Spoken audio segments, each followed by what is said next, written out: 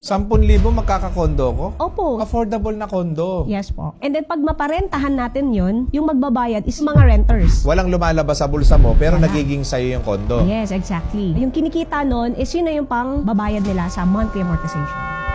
Julie Ann Lucero, CEO of Unstoppable and Exir Homes Realty, is a trailblazing leader known for her passion, dedication, and innovative approach in the real estate industry. She empowers her team, inspires success, and continues to set new benchmarks of excellence. Proving that hard work and vision can create lasting impact.